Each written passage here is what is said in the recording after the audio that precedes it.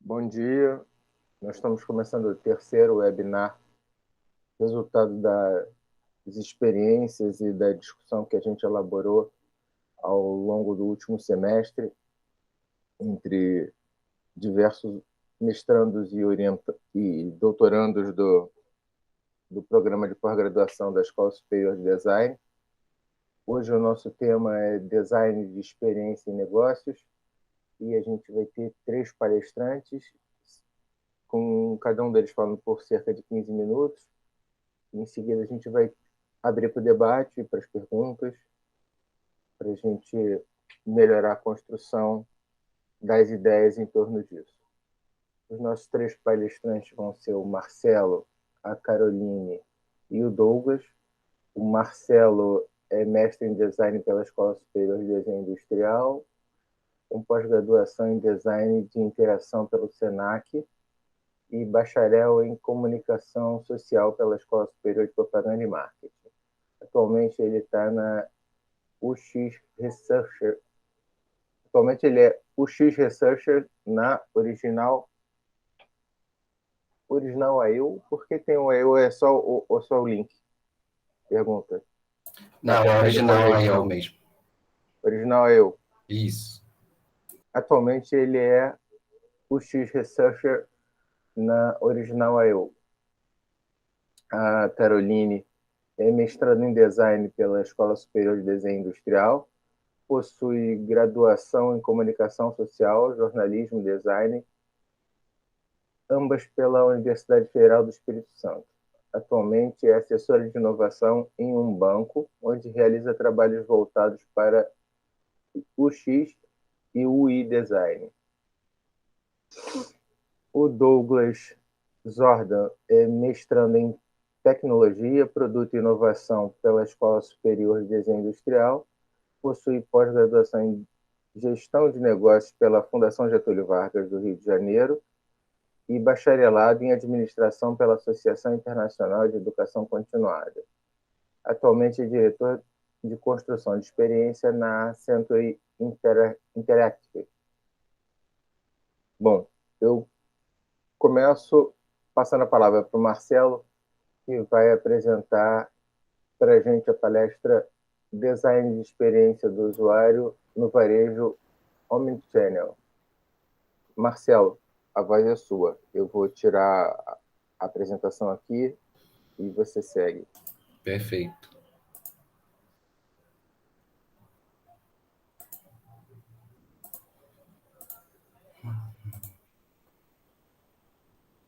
Já apareceu aí? Apareceu. Perfeito. Queria agradecer aí a todos pela presença, ao André pelo convite, ao Dércio aí pela mediação, pela apresentação. Vou falar um pouquinho aí sobre design de experiência no usuário no varejo omnichannel, né, que é uma parte aí da minha dissertação que eu defendi em agosto. Então, vou falar aí desse recorte, né, depois eu falo sobre a experiência cross-channel, depois eu falo um pouquinho do varejo omnichannel e do método da pesquisa, né, que eu desenvolvi para a dissertação. E no final eu faço eu extraí essas recomendações e vou explicar um pouquinho dessas recomendações para a experiência do usuário cross-channel. Então, aí, como eu falei, né, essa apresentação é o recorte da minha dissertação. Então, a apresentação é baseada na dissertação Recomendações para o projeto Omnichannel no Varejo, né, conectando gestão de canais e experiência do usuário cross-channel. E aí eu vou fazer esse recorte específico para a experiência do usuário. Então, tudo que fosse recomendações de experiência é o que eu vou estar falando hoje. Então, né, o que é a experiência do usuário cross-channel? Né? É uma nova abordagem, né, do campo de experiência do usuário para descrever as mudanças que ocorrem na prática de design em conexão com a penetração em massa de dispositivos móveis,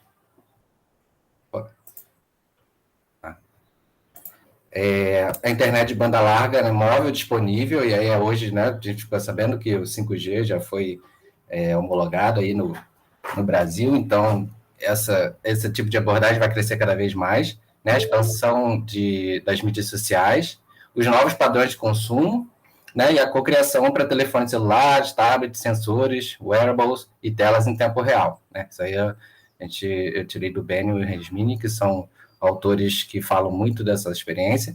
E a gente vê aí também, né, como que a gente interage com vários dispositivos ao mesmo tempo, né? Em contrapartida, de alguns anos atrás, a gente só tinha um dispositivo, e isso foi evoluindo, então essa nova abordagem se faz cada vez mais necessária. E, né, o varejo, né, começa a se configurar de uma maneira para conseguir, né, observar essas mudanças de consumo, né? Então, inicialmente a gente tem o single channel, né, que o consumidor interage com um canal de cada vez. Então, ou ele só compra no e-commerce, ou ele só compra na loja física, e essas marcas não dispõem de outros canais.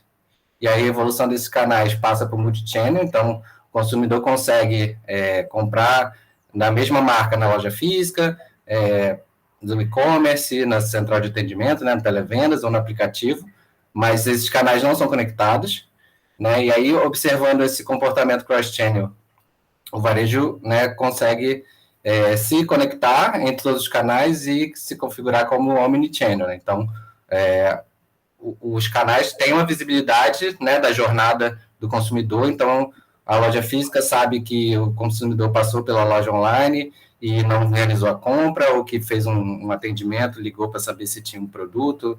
Então, assim, o varejo conseguir ter essa consciência, né, que o consumidor tem uma jornada e ele consegue atender em qualquer canal. Então, né, a integração, o que é o varejo, né? Definição: integração sistemática dos canais físicos e online, né, o fim dos conflitos entre canais, a jornada de compra como único processo de transação, a experiência de compra contínua e unificada, né, a elevação dos níveis de satisfação e lealdade do consumidor e a manutenção do vínculo afetivo com a marca.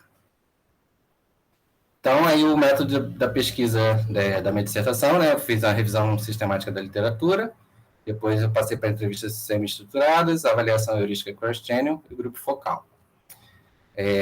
A revisão teve análise de 17 artigos, as entrevistas foram com 9 gestores de canais omnichannel, e a avaliação heurística e o grupo focal com 5 especialistas em design de UX.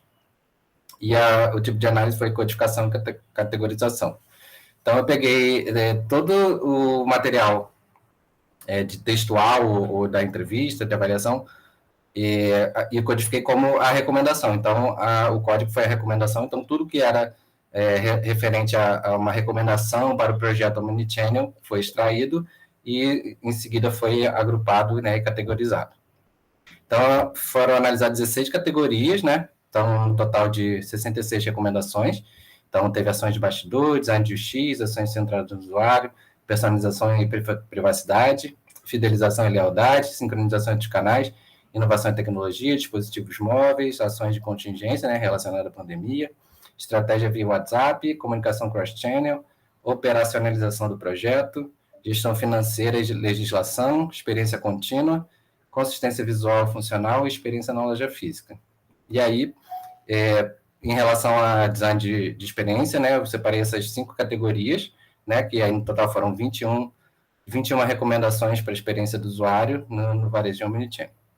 Aí eu vou falar um pouquinho dessas categorias. Então, assim, dessas categorias a gente pode falar, né, da consideração da experiência do usuário cross-channel no projeto omnichannel, a identificação do perfil e a jornada do consumidor, a consistência na transição de canais, né, e a experiência na loja física. Aí eu trouxe aqui uma passagem do Benio e do Resmini, né, que a experiência do usuário precisa criar locais para interações e conectar locais por meio de um design de navegação eficaz. Os pontos de contato precisam atrair as pessoas, né, para se envolverem em interações por meio de canais adequados às suas circunstâncias e podem ser interrompidas e reiniciadas em qualquer canal. Então, essa é a base, né, da experiência cross-channel, e aí como que o omnichannel está bebendo dessa fonte aí. Então, da consideração, né? Então, a gente precisa da mudança da mentalidade, né, dos stakeholders varejistas, né, os donos, que ainda estão com um pensamento muito próximo do varejo tradicional, né, single channel, multi-channel. Então, isso precisa evoluir bastante, né, que foi um ponto que eu que eu observei durante a dissertação. E o investimento na área, né, de UX dentro da empresa, e muitas empresas ou não têm esse investimento, não têm essa área dentro, né, do varejo, ou terceirizam, né? Então, isso precisa evoluir para que o investimento seja interno. E o treinamento, né, da equipe interna e dos vendedores, né, para que possam pensar na experiência e como que o usuário está se conectando com a marca e que tipo de informação ele busca, ou na loja física, ou na loja online. Então, a equipe interna e os vendedores precisam estar totalmente preparados para esse tipo de abordagem. E da identificação do perfil, né, de jornada do consumidor, aí a identificação demográfica e psicográfica, o mapeamento das jornadas, né, de consumo, avaliação de interface no canal online, avaliação da experiência cross-channel e imersão em ambientes permeados por tecnologia, que aí eu vou falar um pouquinho mais na frente. Da consistência na transição dos canais, né, eu trouxe aqui o exemplo do Carrefour, né, que é como o consumidor, como ele está transitando entre os canais, ele precisa entender que todos os canais fazem parte do mesmo evento, né, da mesma marca. Então, eu trouxe aqui o exemplo do Carrefour, que a loja física também se desdobra em vários tipos de lojas físicas.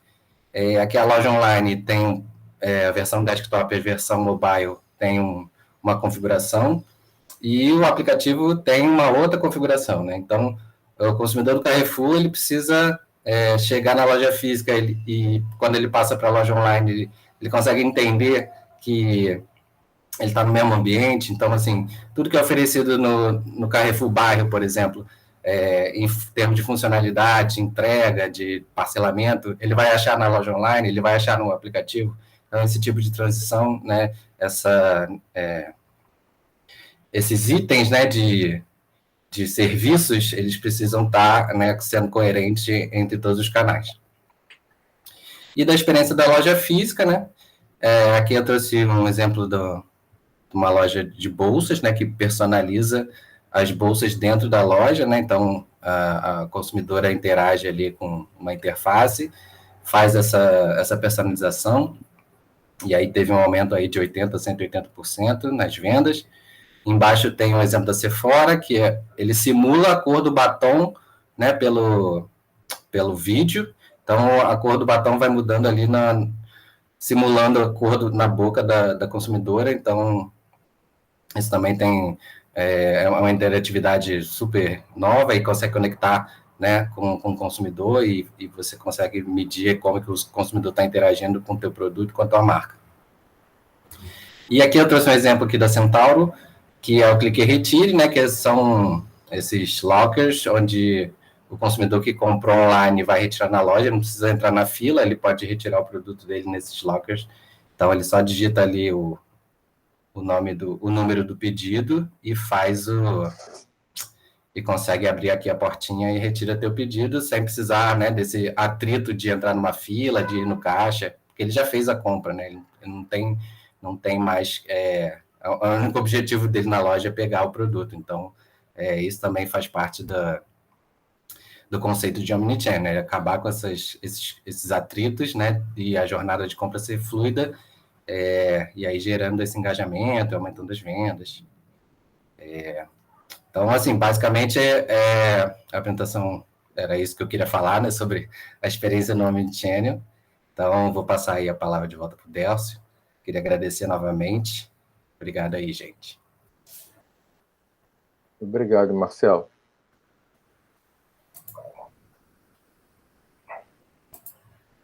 Obrigado, Marcelo.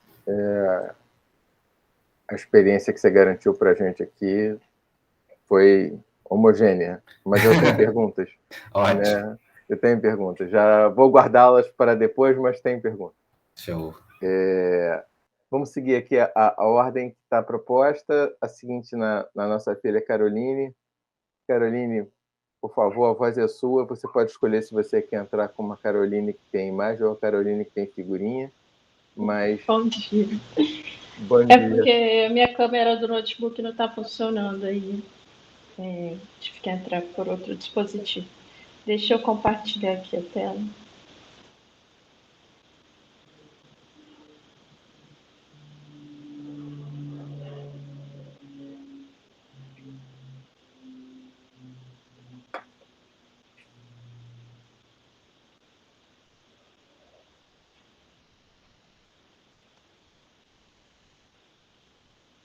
Bom, puxando o gancho do que o Marcelo falou sobre varejo, né?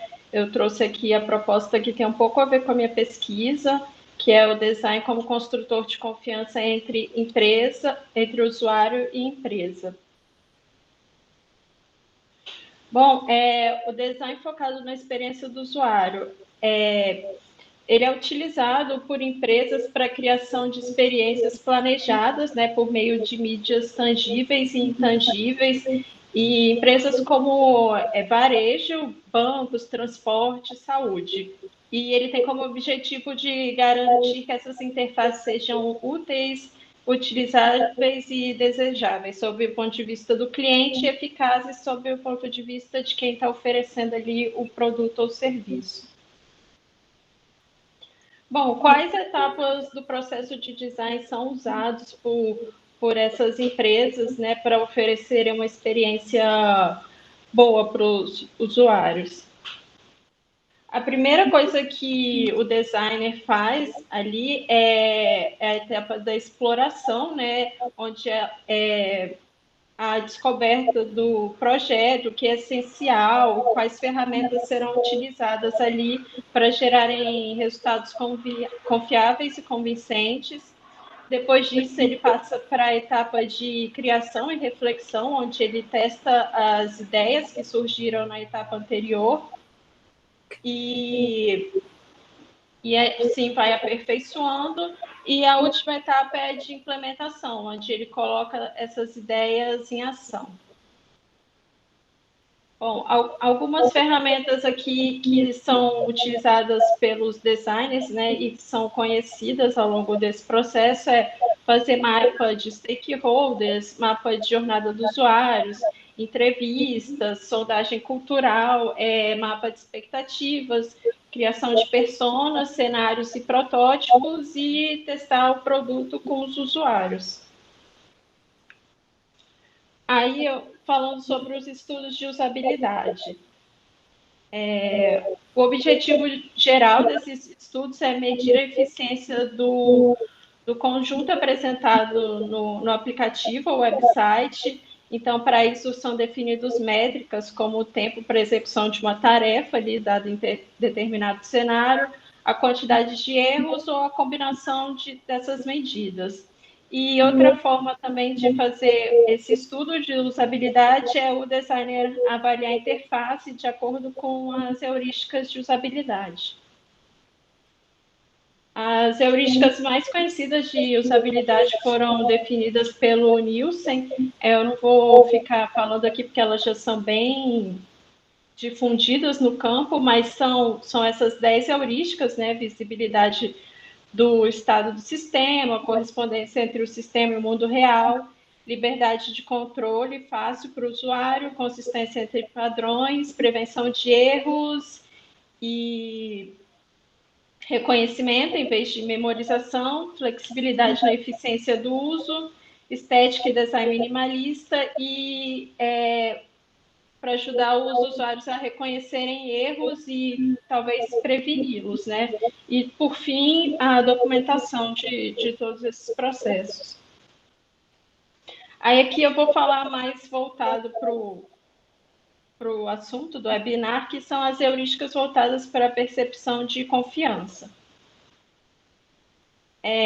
O Fogg, ele é um estudioso da área de design e ele tem um foco na credibilidade e confiança desses sistemas, e ele definiu a diferença entre confiança e credibilidade. Ele definiu que a credibilidade é uma qualidade percebida pela pessoa ali, e a confiança é definida como uma crença positiva da confiabilidade do objeto ou processo. Ou seja, a credibilidade só é percebida quando se faz uma avaliação do objeto, né, sistema ou informação, sobre dois aspectos chaves, que são a confiança e a perícia. Para fazer essa avaliação, o Nielsen definiu 4 padrões assim que ele acha que o sistema passa uma maior credibilidade, que são a qualidade do design, a divulgação inicial ali no seu site ou aplicativo, né? Que as informações estejam todas ali relacionadas para a experiência do usuário. Que o aplicativo ou site deve ser abrangente, correto e atual, e deve ter ali contido tudo o que ele oferece mesmo para o usuário. E a interface e o conteúdo devem estar conectados entre si. Aí, voltando para o FOG, ele definiu mais outras 10 guidelines assim, para se avaliar um aplicativo, um site que passe credibilidade. Eu não estou entrando tanto na questão da psicologia, é mais sobre essas avaliações, como que eu digo, mais tangíveis, assim, elas não têm uma percepção individual. Então, aqui, as 10 diretrizes que o FOG falou para que o site, o aplicativo deve seguir, né, para ele poder ser mais crível. Facilidade a verificação da exatidão das informações em seu site, mostrar ali que existe uma organização real por trás do seu produto, destacar a experiência da organização e conteúdo e serviços que você fornece. Mostre que pessoas honestas e confiáveis apoiam o seu site, aplicativo, enfim. Facilitar o contato com você, ali, sempre ter uma área de fale conosco, para o usuário poder ter essa interação com quem oferece o site.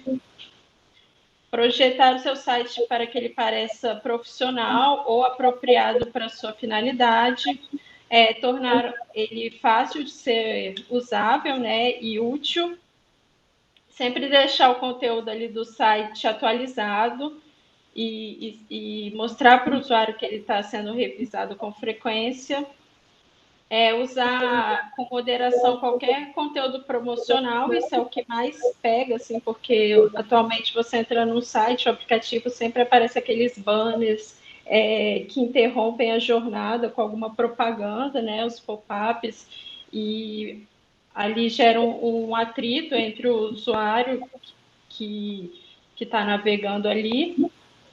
E outra heurística é evitar os erros e por menores que eles pareçam.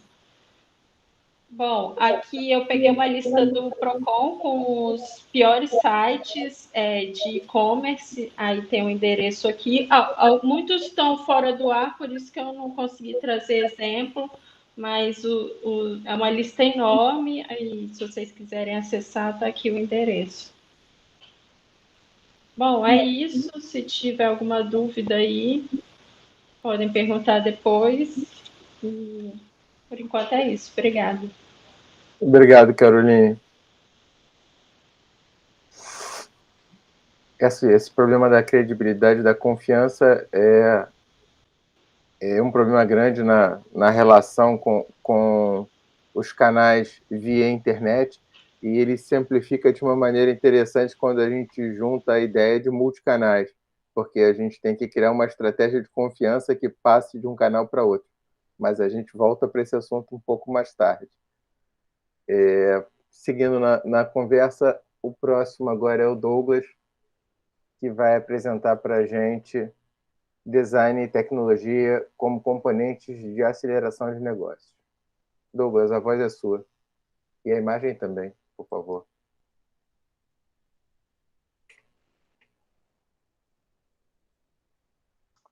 Estava no mute. Hoje em dia, online, se a gente não esquecer de ligar o microfone uma vez por dia, tem alguma coisa de errado. Deixa eu compartilhar. Obrigado, professor Décio, pela mediação. Obrigado, professor André, pelo convite. Obrigado aos colegas aqui da apresentação e a todos que vieram prestigiar nosso trabalho, nosso debate aqui. Vou compartilhar minha tela. Um minutinho.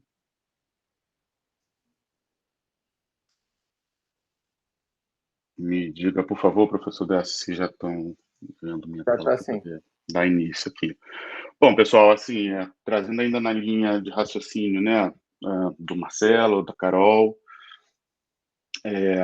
quando a gente tem o desafio, né, de fazer a distribuição de produtos digitais, principalmente, mesmo que você tenha ali uma jornada multicanal, e omnichannel, digamos assim, e todos os elementos de construção e métodos de design e UX para criar os produtos digitais, né, que são os elementos fundamentais para os negócios da nossa era hoje, a gente tem também uma questão muito importante quando está lidando com o time to market das grandes empresas. E aí a gente precisa olhar para design e tecnologia como fatores sistemáticos de forma componentizada para aceleração desses negócios. Então, esse é um tema central do meu projeto de pesquisa, que é orientado pelo professor André Ribeiro.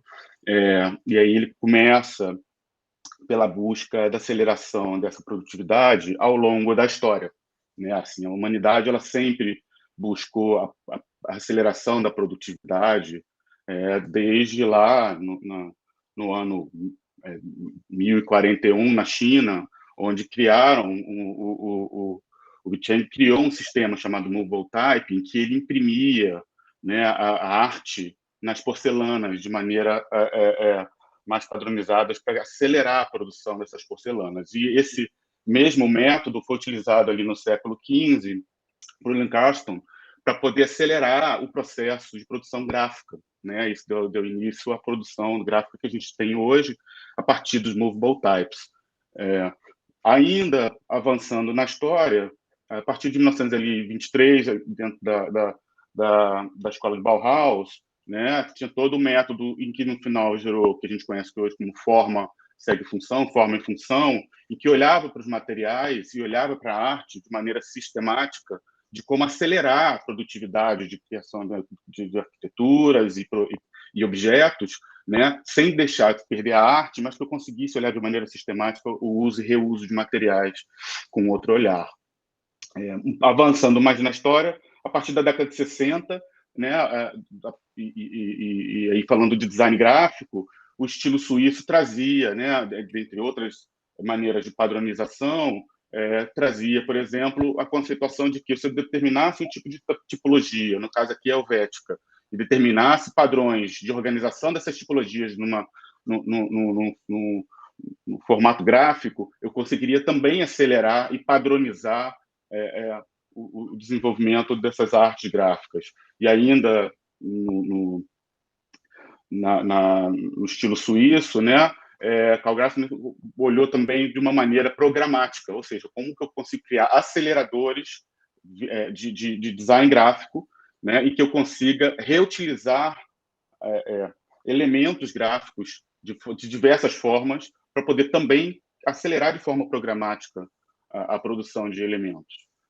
Isso, inclusive, veio depois trazer a gente para esse mesmo conceito para o mundo digital. Mas aí, avançando mais ainda, na Revolução Industrial, né, tem a Escola da Eficiência, que olhava, né, a produção desses objetos aqui, desses produtos em produção em larga escala, mas aí precisava também, na Escola de Eficiência, onde Taylor, Fayol e o Ford, que são os principais protagonistas, existem muitos outros, organizaram ali as teorias de ciência da administração científica, organizando tarefas, organizando formas de fazer uma estrutura organizacional e métodos de princípio de produção em massa, intensificação da produção e economicidade, para que se conseguisse produzir mais rápido, né, com mais pessoas, com menos estafa e de maneira sistemática também. E aí chegamos, então, na era que a gente está, né, que é a revolução digital, que é dado por Massimiliano, em que é a era que a gente vive, onde a adoção de canal digital, a gente vive isso, ele é muito exponencial o tempo inteiro, a gente deixa de utilizar canais analógicos e passa a utilizar canais digitais para fazer quase tudo. A gente quer uma experiência de uso do produto, né, digital, que é o principal motivador dessa revolução digital, cada vez mais sofisticados, e aí gera uma disputa para o consumidor, porque você não tem uma experiência adequada, eu vou procurar outro produto digital, outra empresa, outra marca para consumir produtos e serviços, né? E tem o time to market, da competição dessas empresas, e isso muito acelerado pela pandemia, né? A gente vive isso, a gente está vivendo uma exponencialidade da adoção de canais digitais, vamos dizer assim. E aí a gente deixa de ter essa necessidade de um único produto sendo produzido em larga escala para um único produto sendo produzido e consumido em larga escala em diversos canais digitais, em diversas interfaces, de diversas maneiras, em diversos locais, né? E aí isso demanda uma série de métodos para que isso seja feito de maneira consistente, né? Mas ele é um problema.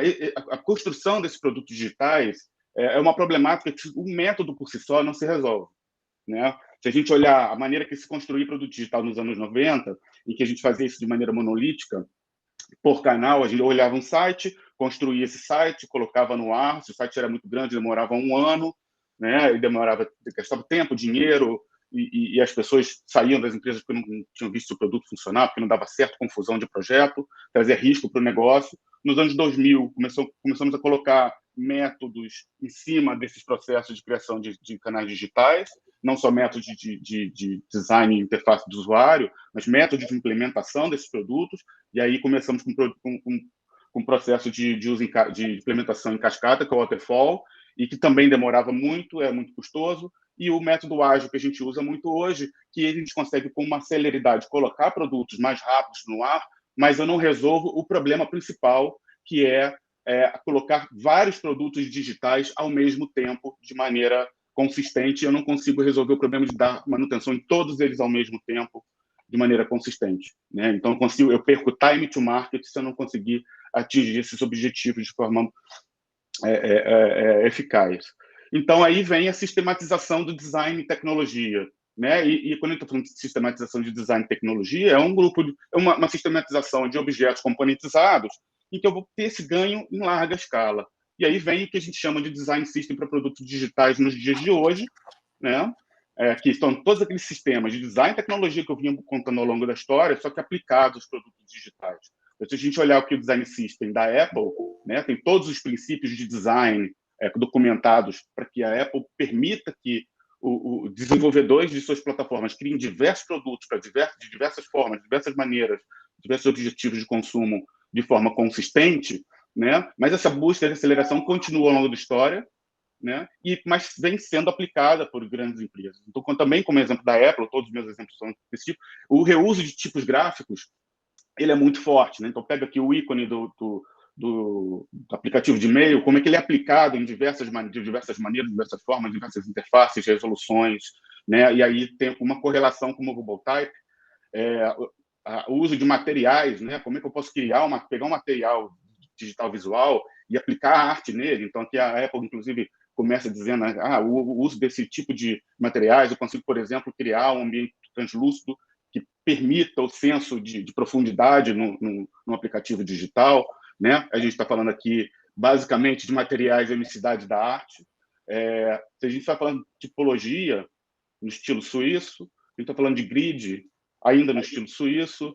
Se a gente estiver olhando para o design programático aqui, como eu consigo pegar elementos de tecnologia de forma programática e que esse mesmo elemento ele se replica para diversos canais digitais, de diversas interfaces, né, de forma programática, e aí eu consigo criar também elementos componentizados de forma programática para reuso em diversos canais digitais de maneira homogênea, né? A gente está falando de design programático lá de Carl Gessner. E aí, no final, tudo isso aqui são os aceleradores do mundo moderno, né? E quando aplicado com acelerador de negócios, já tem estudos que comprovam que quando os canais digitais não utilizam de design system, ele custa muito mais tempo, apesar de eu conseguir colocar ele no ar muito mais rápido, mas o custo ao longo do tempo, para quem está usando design system, ele é muito mais suave e eu consigo utilizar isso ao longo do tempo com mais eficácia em relação a investimento, né? Aqui eu trouxe um exemplo rápido de como o Design Management Institute fez uma pesquisa em 2005 em que compraram virtualmente ações das empresas que olhavam para o design e tecnologia como principal foco de seus produtos físicos ou digitais e acompanharam a performance dela na Bolsa de Nova York, né? E no final gerou uma comparação que as empresas que apostavam nesse tipo de aceleradores e de design com tecnologia eram muito mais rentáveis que as tradicionais da SP500. Né? E aqui um exemplo mais recente, que a McKinsey publicou em 2018, quanto que era o retorno para o investidor dessas empresas, né? E quanto que era o percentual para a empresa e para os seus investidores. No final, então, esse design system, como acelerador de negócio, que é o que eu estou trazendo como tema central, ele vai reduzir risco, vai acelerar a produção de novos produtos, trazendo time to market, vai garantir a consistência da marca, e ele padroniza a experiência do usuário. Aí padroniza tudo. Então, vai engessar? Não, na verdade, ele sistematiza a experiência do usuário. Era essa a apresentação que eu tenho para finalizar aqui, iniciarmos os debates e as perguntas. Obrigado. Obrigado, Douglas. Você tinha muitos slides, como a gente conversou ontem, mas você, de fato, conseguiu passá-los todos dentro do tempo. Ficou interessante. Bem legal. Obrigado, professor. Gente, eu gostaria de abrir para perguntas. Então, gostaria primeiro de usar as perguntas dos outros antes das minhas. Né? Então, por favor, usem a sua criatividade. Somos 9 na sala, não somos tantos. Né? Pensem em perguntas trocadas, especialmente vocês 3 que apresentaram. Lembre que chumbo trocado não dói, então vocês podem perguntar uns para os outros. É só amor, não tem ofensa, então fiquem à vontade. Enquanto vocês pensam, então, eu vou começar fazendo perguntas. Eu só tenho uma pergunta, desculpe, tem uma pergunta da Cláudia. Da Cláudia. Ah, é verdade. Desculpe, Cláudia, eu não tinha visto. Tranquilo. Douglas, ela está trazendo a pergunta para você. Existem desvantagens do design system? Existem desvantagens, sim, Cláudia. O que acontece? Quando esse método, né, de sistematização, de design mais tecnologia, ele é aplicado para canais de produtos digitais em que eles não precisam ser produzidos em larga escala, em diversos dispositivos e tudo mais, ele se torna custoso, porque eu preciso de toda uma estrutura de time, processos e tecnologia para subir uma estrutura que suporte esse fluxo de maneira escalável. Né? Então, demanda investimento, né? Demanda estudo também de negócios, design e tecnologia, para construir esse framework, esse arcabouço, e começar a fazer essa produção em massa. Então, se eu estiver falando estava falando com o meu time, inclusive aqui na empresa que eu trabalho, por uma proposta que a gente está fazendo, eu trabalho com isso também, para uma empresa que vai fazer isso para 2 sites. Né? Não é vantajoso, porque o trabalho que você vai ter e o custo que vai se gerar, ele não se paga ao longo do tempo, porque isso só se ganha quando realmente a gente olha ali para o Spotify, né? Eu tenho que consumir o mesmo produto ao mesmo tempo em diversos locais, ali ele se paga. É a principal desvantagem em relação a esse modelo. Obrigado pela pergunta. Tem a questão da atualização também, né? Não é uma coisa que pode ficar estanque, né? Tipo, não fez, mas depois você vai ter que mudar isso várias vezes. Exato. E aí demanda um time que vai fazer todo um trabalho que a gente chama de Design System Ops, que é manter esse arcabouço funcionando, atualizando componentes, e um time de Design Ops, que conforme vai evoluindo a interface do usuário e vai evoluindo, ele precisa dar input e utilizar dessa esteira para produzir. O time de Design Ops já é necessário hoje. A questão toda é quando você tem que somar o time de Design System Ops. E aí, se você não precisar utilizar em larga escala, ele não tem vantagens financeiras. Marcelo. É só uma dúvida rapidinha também para o Douglas, que você falou muito da parte gráfica, né, da relação entre o Design System e os sistemas gráficos que foram construídos ao longo da história, mas eu vi recentemente o guia do Google, acho que é do Google, né? Que tem muito foco em microinterações, em animações. Como que tem, quem que está estudando isso aí, se você já chegou a ver, como é que está a história da animação e da interação em si? Sim. Até não trouxe aqui pelo tempo que a gente teve para apresentar, a própria Apple monta padronizações em relação a animações e interações, microinterações, e as especificações para aplicação em diversos usos quando estão utilizando o iOS, por exemplo, ou o macOS, para criar seu produto digital personalizado ali na sua empresa, por exemplo. Existe todo um estudo e a documentação disso. E tem uma derivação, inclusive, do design system, que é aplicado do mesmo conceito quando estou falando de brand system. Imagina uma empresa como a Natura, que eu tenho diversas marcas, eu estou mudando e estou criando novas peças publicitárias, eu preciso criar essa consistência de distribuir para os meus fornecedores, são agências de comunicação, precisam consumir a mesma coisa. Então, existem variações do design system. Esse aqui a gente fala para produto digital, mas tem a variação dele para brand system e para outras aplicações. Douglas, seguindo na linha da pergunta da Cláudia, estendendo a pergunta dela, ela começou a estender e parou. Achei que ela fosse avançar nessa linha, mas justamente me preocupa a troca do design system, porque do jeito que você colocou, a manutenção de um time vai provocar mudanças marginais, atualizações marginais. Mas na dinâmica que a gente tem atualmente, pode ser necessária, com uma frequência maior do que o agradável, trocas estruturais no sistema, sob a pena de você ficar com a cara da interface da Apple, que parece um Opala. A impressão que você tem quando você olha para a cara da Apple é que você está olhando um troço que foi concebido na década de 90. E foi. Porque da década de 90 para cá, ele vem só fazendo afinações marginais, enquanto você tem o Windows, talvez muito mais ousadia, tendo trocado a linguagem de comunicação de uma maneira muito forte. Se trocar isso no usuário da Apple, o usuário da Apple pira e nunca mais vai conseguir fazer um print screen, né? Então, essa realidade é uma realidade que vai gerar custos e pode comprometer aquele gráfico que você mostrou, porque a gente viu que no começo da implantação de um design system, a gente tem um custo maior do que a abordagem tradicional. Então, se eu tiver diversas corcovas daquele no gráfico, assim, a integral de custos ao longo do tempo pode ser maior do que a adoção de um design tradicional.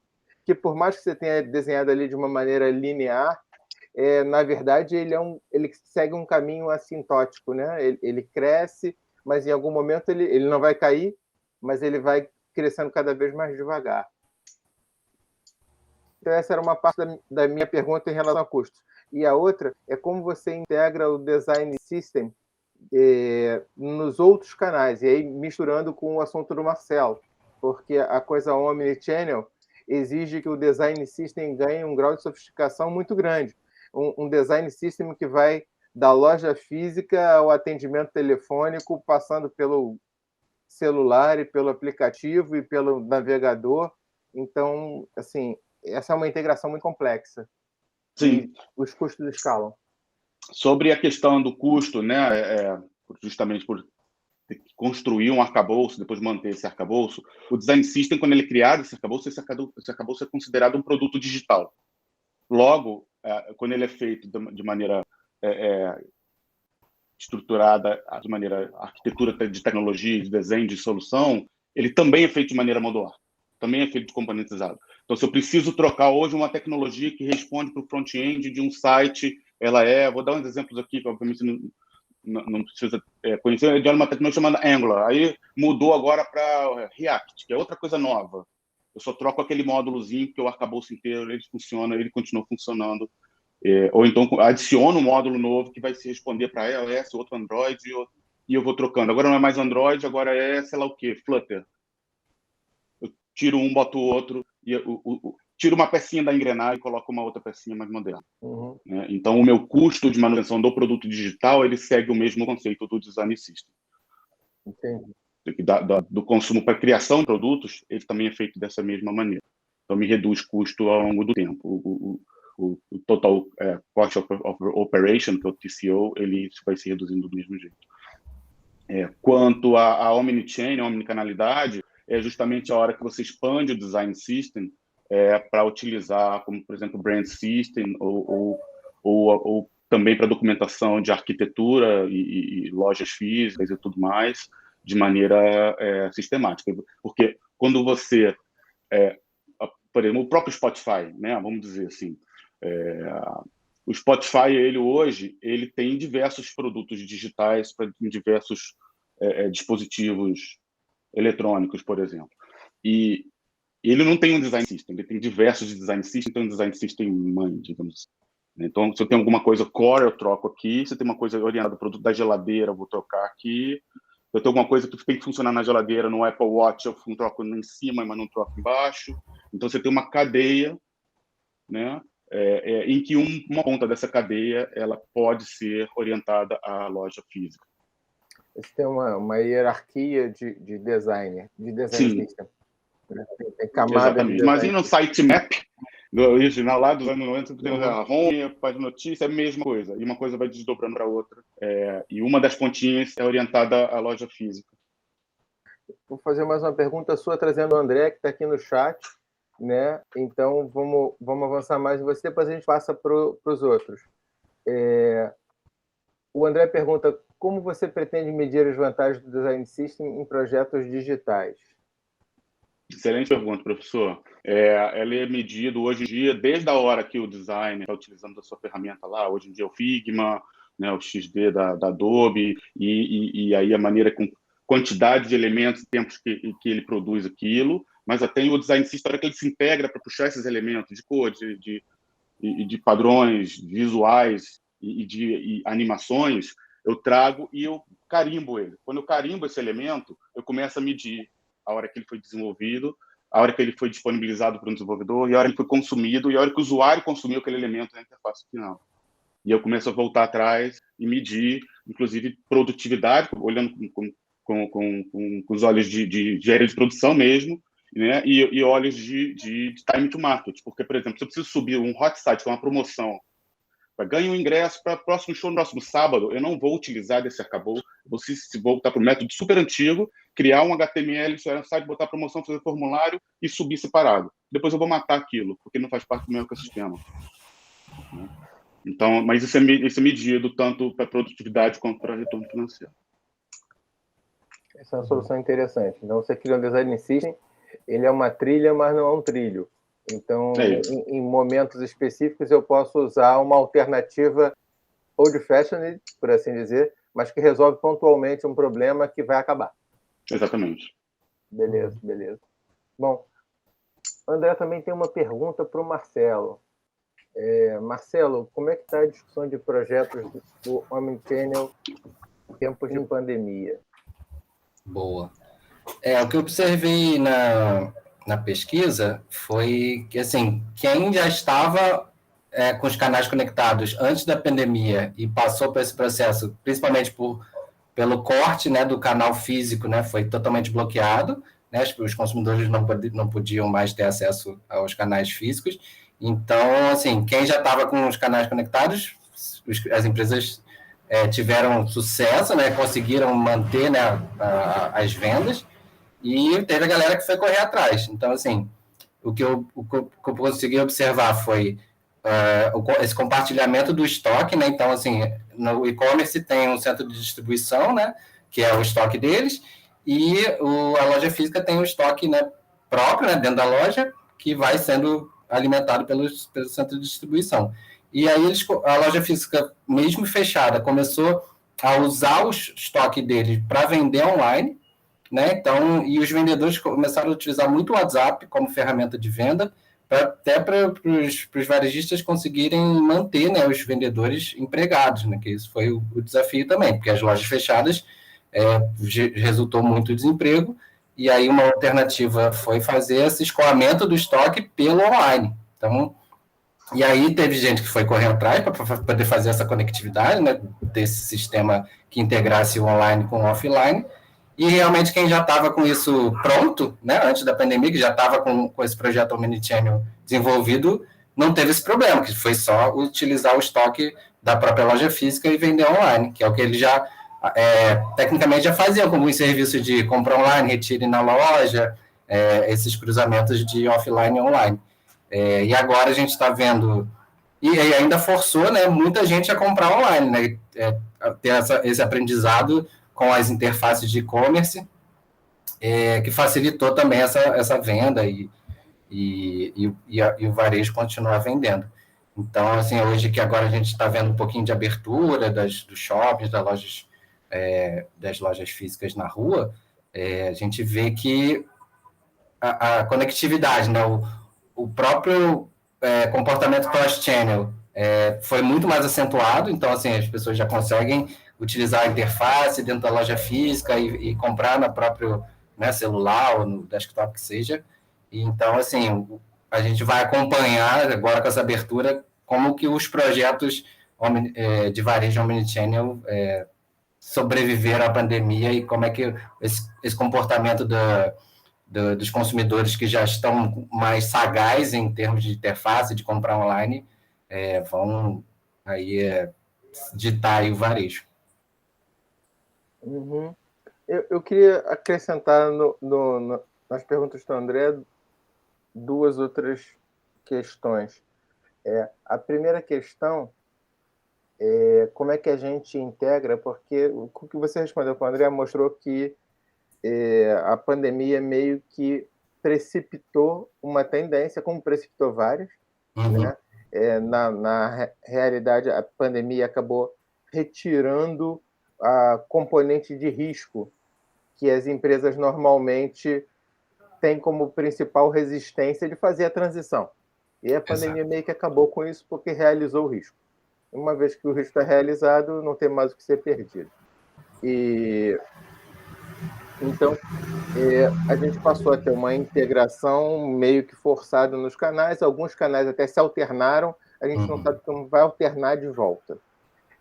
Mas a minha pergunta para você, a minha pergunta principal é na seguinte linha.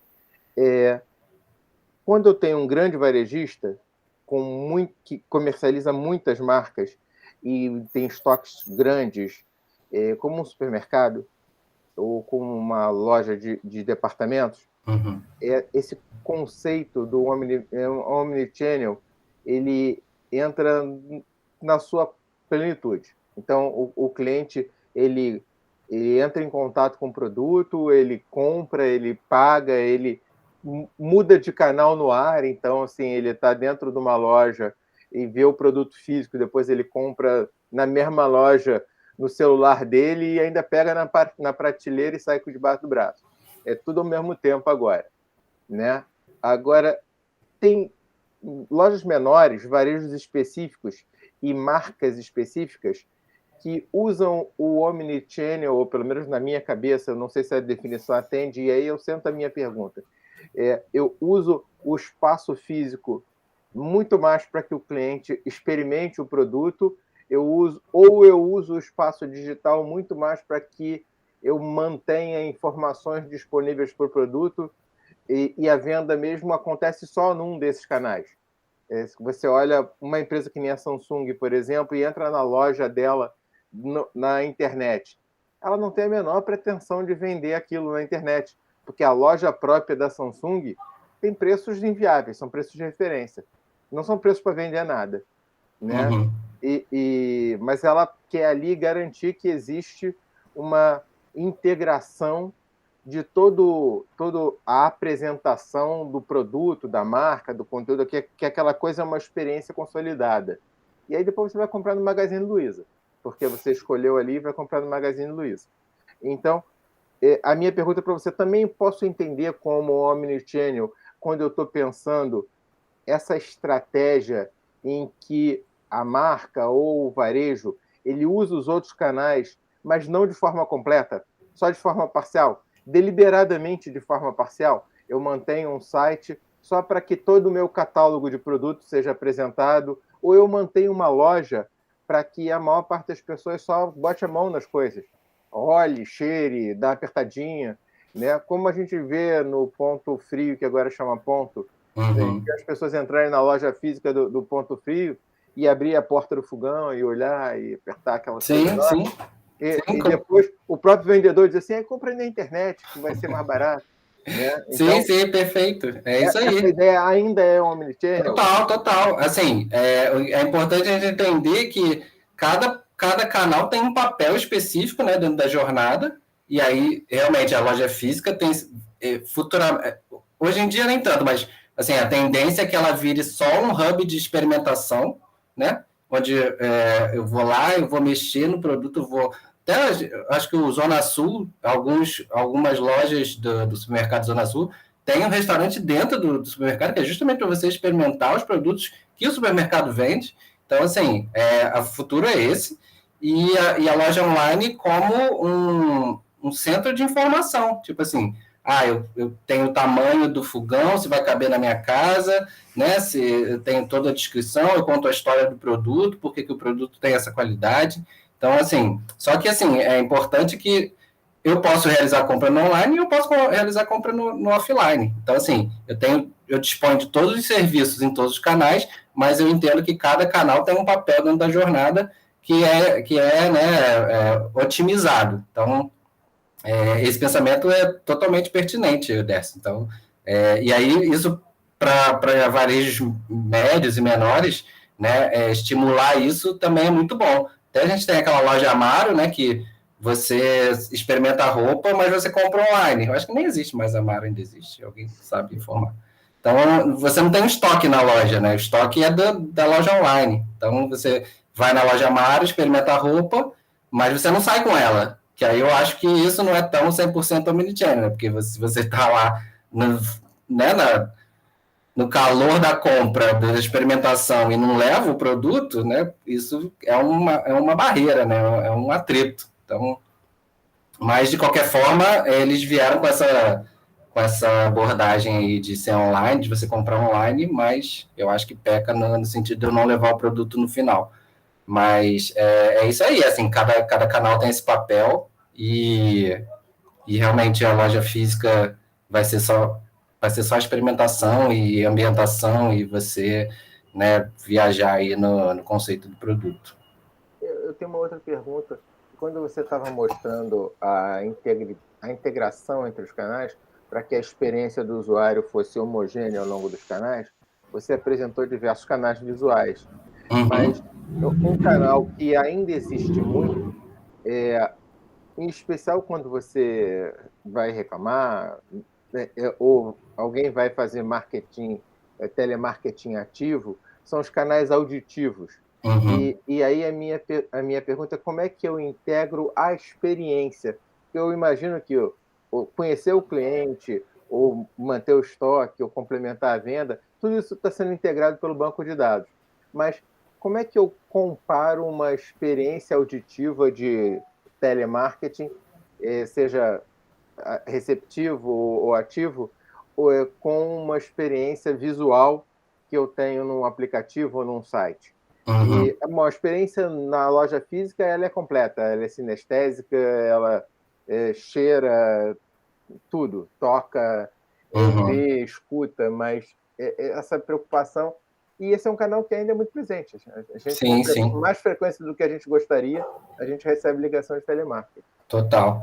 Eu acho que é importante nesse canal você ser personalizado, né? Porque você entender, se você for um telemarketing ativo, você entender que aquele teu usuário, né, que o teu cliente já passou por outros momentos com a marca, e aí você vai estar oferecendo ali um match, né, de expectativa, e quando o cliente for reclamar de alguma forma, você saber que ele já passou por outros canais, né, e acalmar ele se ele tiver, né, com uma crise aí de problemas com a marca, e falar assim, já entendi que você já foi na loja física e não foi atendido do seu jeito, mas vou tentar, né, fazer com que a gente resolva esse problema. Eu até recentemente passei por uma situação dessa com a Tokstok. Eu fui num canal, no chat online, né, do site, mas eu já tinha mandado mensagem pelo WhatsApp e ele não foi respondido. E aí o chat do site me respondeu, e aí depois, algumas horas depois, eu recebi mensagem pelo WhatsApp falando assim, já vi que você foi atendido no chat, então qualquer coisa eu estou por aqui e tal. Então, assim, ter essa consciência que eu estou transitando entre os canais, e ele precisa saber que ele já passou por lá, porque é igual a gente, quando a gente ligava para a NET, e era repassado para todos os ramais, e todo mundo perguntava qual era seu CPF toda hora, então, tipo, não faz mais sentido isso, né? Então, é mais ou menos isso, sobre esses canais auditivos, mas realmente é uma oportunidade de estudo, porque acho que tem poucas coisas sobre isso. Obrigado, Marcelo. Vamos virar aqui a nossa metralhadora para a Carol, porque tem algumas perguntas para ela esperando aqui na fila. Né? Vamos lá. Carol, primeira pergunta do André.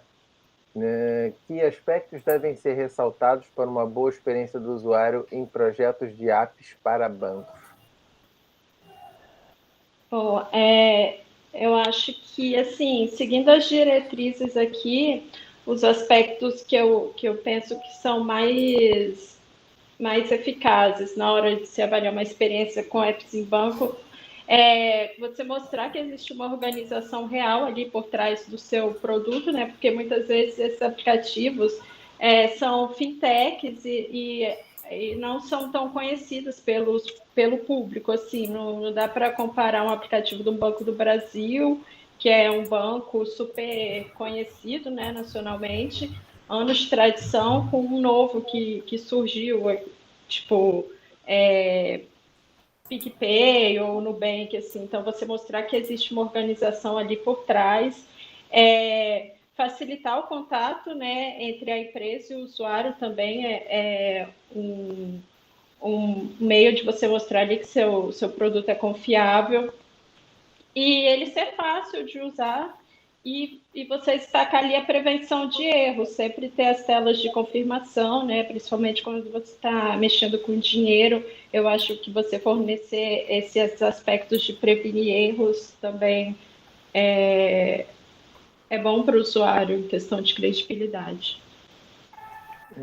Nessa linha, eu me lembro da propaganda do Banco Safra, agora que eu assisto sempre no canal da CNN, que a atriz que está fazendo a propaganda, ela diz que você não precisa de um aplicativo, você precisa de um banco por trás do aplicativo.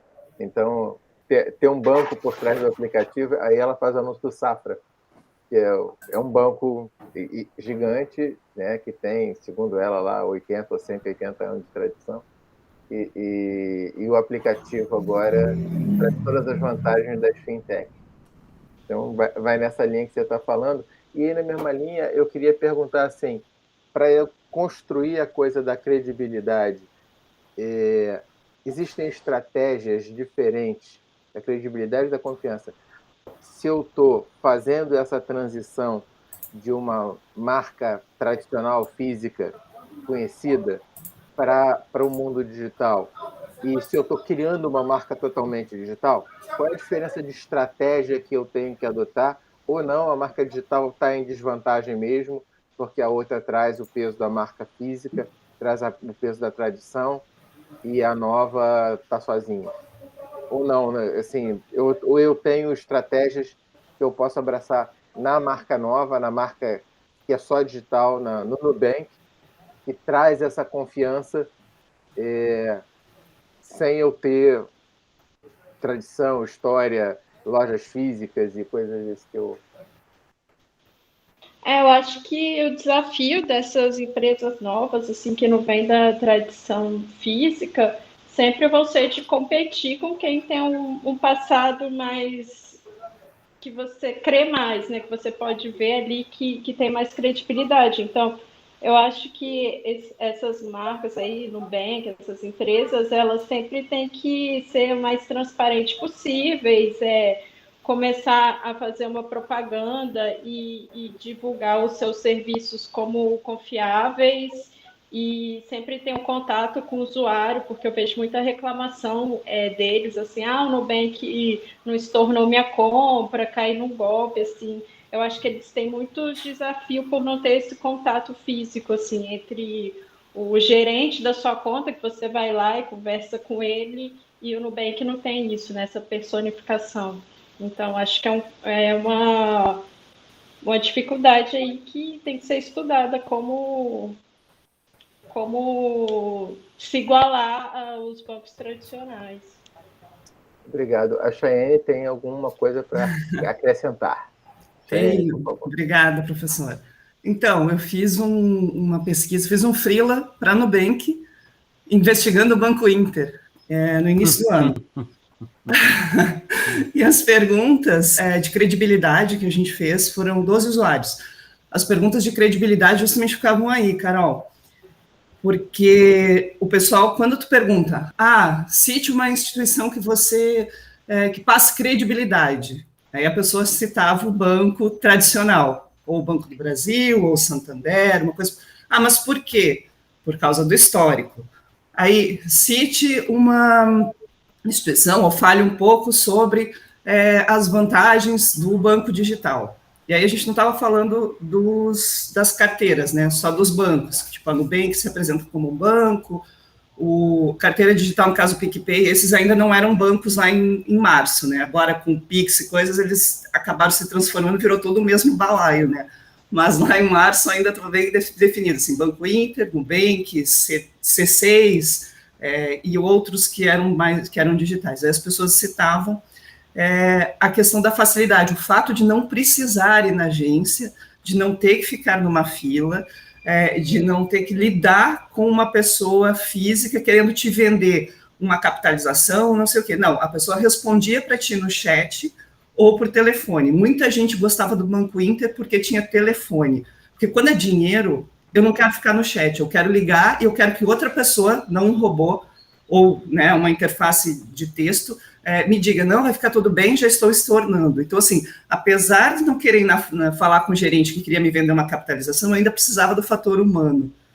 Apareceu isso. Mas a maioria, uma grande parte, assim, elogiou e ficou muito feliz de não precisar ir na agência, de não ter agência, de poder resolver tudo via chat ou telefone, quando o negócio ficava tenso, do tipo, o dinheiro era para estar na conta e não estava, fiz uma coisa errada e preciso resolver.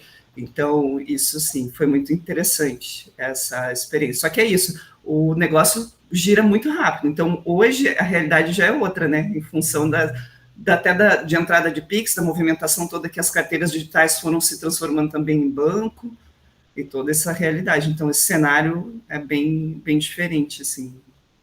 Não vi a apresentação, tá? Estou aqui só trazendo uma contribuição justamente por causa dessa pergunta da segurança, que como a pessoa ainda tem isso, qual é o banco que tu acredita?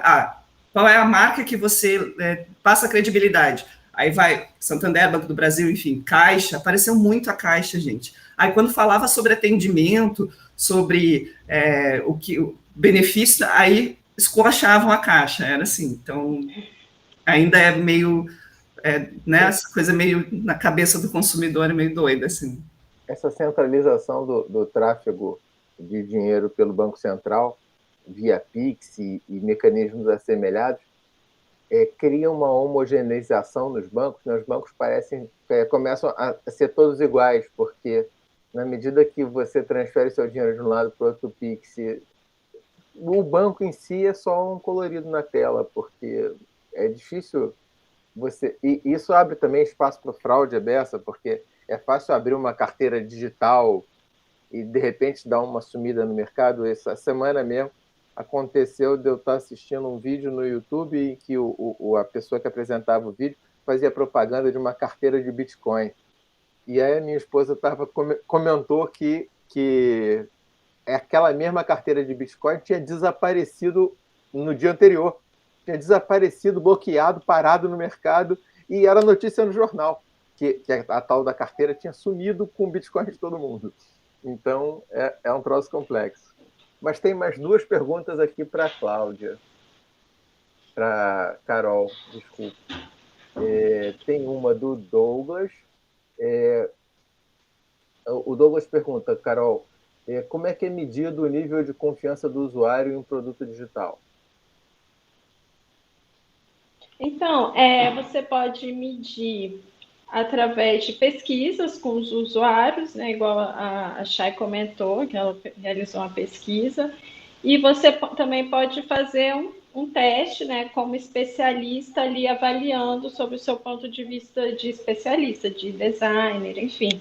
Mas eu acho que é a combinação dos dois, assim, você faz pesquisa com os usuários e depois junta ali sua bagagem, seu conhecimento para ver quais aspectos podem melhorar e quais aspectos já funcionam bem. Você sabe se alguém já fez pesquisas mais extensivas nessa linha, Carol? Assim, com um volume grande de usuários, ou deliberadamente usando duas interfaces? Tipo, um grupo de clientes recebeu uma interface, outro grupo de clientes recebeu outra interface para testar os conceitos na interface? Não, eu não sei ainda se alguma pesquisa assim aconteceu. A despeito da coragem que exige isso, é mais ou menos como aquela coisa do duplo cego, né? Para você dar uma experimentada. Bem, tem outra pergunta aqui Desculpa, da Cláudia. professor. Posso só complementar uma informação aqui para enriquecer? Eu tenho visto em alguns clientes, né, bancos e telefones que eu participo de maneira ativa em algumas discussões, em que alguns têm uma área chamada Customer Retention, e a hora que eles olham para essa retenção de cliente e querem cruzar a questão do nível de confiança e satisfação como um todo, bom atendimento, eles cruzam informações de dados desde tempo que está levando para consumir o serviço, o tempo da reclamação, versus o churn desse usuário, né, como cliente da empresa ou como usuário daquele canal digital. Então, se ele desinstalou o aplicativo, e ele correlaciona e gera essas personas e fazem análises preditivas com inteligência artificial para prever que aquele tipo de comportamento gera um churn com o cliente daqui a 6 meses no aplicativo tal, na área de investimento.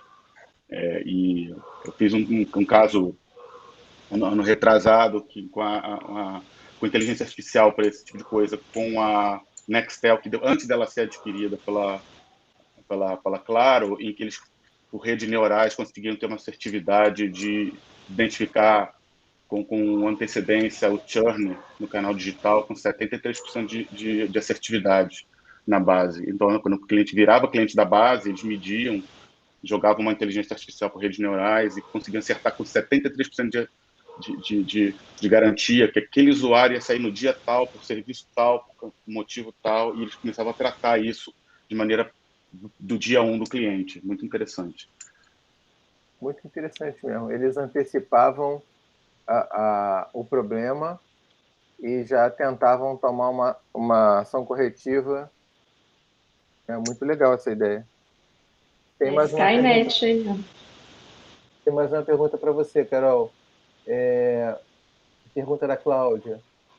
A segurança da informação dos dados do cliente entra como requisito para a credibilidade ou ela deve ser analisada de forma separada? Eu acho que entra sim, porque quando você está enviando ali seus dados, né, na hora que você vai abrir uma conta digital numa fintech, você tira foto ali de tudo, do seu RG, você tira foto sua. Então, eu acho que vai inserir seus dados e a gente não sabe se eles estão protegidos, se eles vão ficar ali ou se eles vão ser vendidos assim. Você abre. Aconteceu com o meu noivo, ele abriu uma conta na Caixa, assim, de forma tradicional, e logo depois já começou a receber ligações de vários outros bancos oferecendo para ele abrir conta. Então, ou seja, deve ter um banco de dados ali comum entre eles que vai compartilhando e você não tem como ter esse controle para onde está indo os seus dados. Aí eu acho que é uma discussão muito maior. O Marcelo acrescenta nessa pergunta qual é o impacto da Lei Geral de Proteção de Dados nessa avaliação. A pergunta dele é como a Lei Geral de Proteção de Dados está guiando a credibilidade na direção dos produtos. Que a Lei Geral de Proteção de Dados meio que impõe essa garantia aí sobre a qual a Cláudia está perguntando. E aí como é que ela impacta na percepção de credibilidade e de confiança? Eu acho que é uma coisa que protege a gente, né, quanto usuário, mas, como eu disse, a gente não tem controle se essa lei está sendo aplicada mesmo, para onde vai os nossos dados, e não só como dados bancários também, mas dados de saúde. Você vai na farmácia, eles pedem ali seu CPF, eles têm todos os registros das medicações que você usa, eles podem vender esses dados para planos de saúde, enfim, tá? Tem toda uma discussão do que são feitos com os nossos dados, que eu acho bem interessante, mas que foge muito assim do escopo que eu estou estudando. Entendi. Gente, mais perguntas?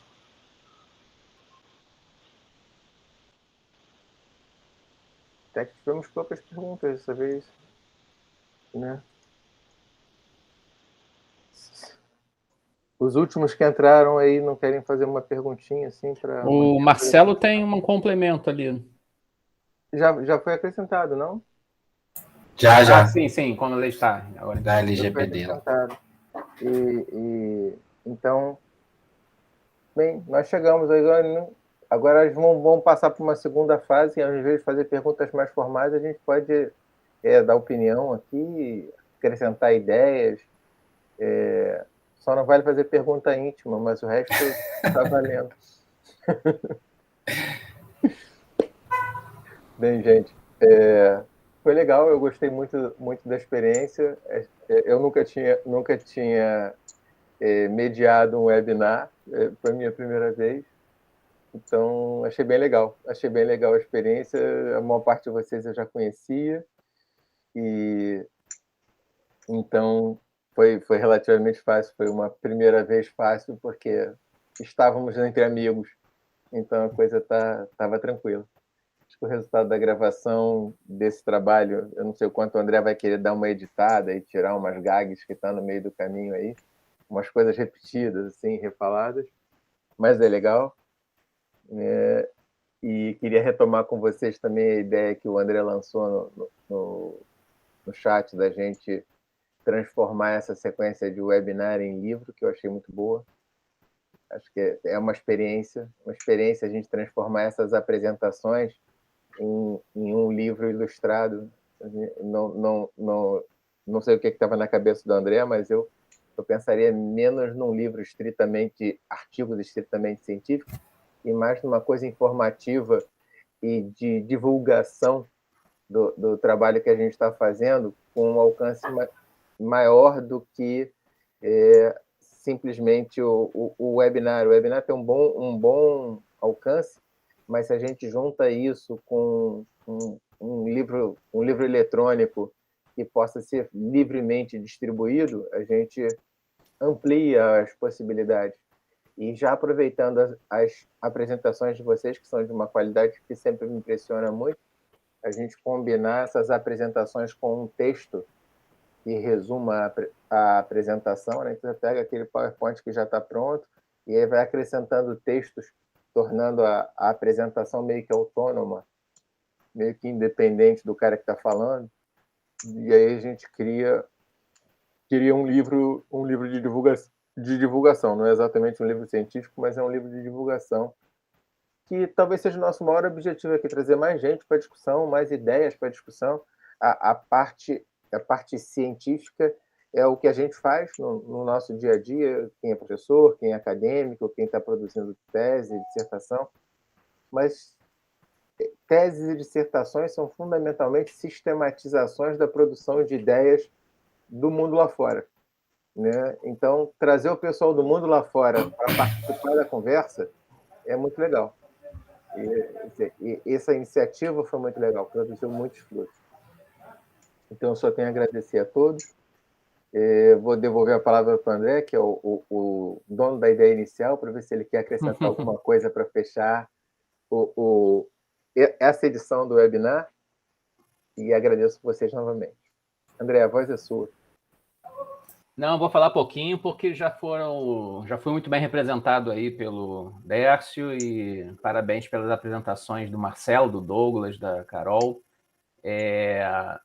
A ideia do livro é essa mesmo, Dércio, não é um livro científico, não necessariamente as pesquisas nesse momento precisam estar fechadas, concluídas. Por exemplo, a do Marcelo está fechada, mas a do Douglas e do Carol estão se iniciando e entrando no nível de maturação. Não está iniciando, não, porque eu faço no pescoço dele. Era para estar já no meio, né? Mas, enfim, a ideia é um livro de divulgação das pesquisas feitas na linha de TPI lá da EGE, e aí fecha um ciclo, né? Porque a gente tem o webinar, tem o livro de divulgação e informações a respeito daquela pesquisa e como é que ela foi conduzida no programa de pós-graduação da EGE. Consulte o site da EGE para verificar a dissertação, ou a tese, ou o artigo que foi gerado a partir daquela discussão. O livro realmente não é científico, não. Ele é mais um livro de divulgação mesmo. E é muito mais para ampliar os horizontes. Ninguém está... Mesmo as pessoas do mercado, né, elas não vão... pelo que eu tenho acompanhado, não têm o costume de ir em bases científicas, né, para olhar uma... deixa eu olhar a dissertação de alguém lá na ESG, né, não conhece o Marcelo ainda, alguém lá na ESG falou sobre o omnichannel. Então, deixa eu ver o que ele foi escrito. Acho que poucas pessoas da área do mundo empresarial têm, a não ser pessoas que vieram do mundo acadêmico, né? Mas o webinar e esse livro mais de divulgação, elas abrem esse canal, né? E aí cria uma distância menor entre mercado e academia. Então, quando eu mandei aquela mensagem ontem no chat, no grupo, foi justamente nesse sentido, manter o que a gente conversou aqui, o que está registrado lá no webinar, ter isso registrado num formato de livro eletrônico. Tem um alcance, o cara às vezes vê um vídeo do webinar, né, viu só os 15 primeiros minutos, então aí para e nunca mais entra. No livro eletrônico ele tem ali uma fonte de consulta continuada ali para ele olhar os assuntos que mais interessam e mais rastreável, né? Ele tem onde... Não, esse negócio de segurança da informação em banco não me interessa muito não, o Omnichannel é o meu barato. Aí ele vai lá no Omnichannel, né? Não precisa ficar lá no vídeo vendo em que momento o assunto foi discutido.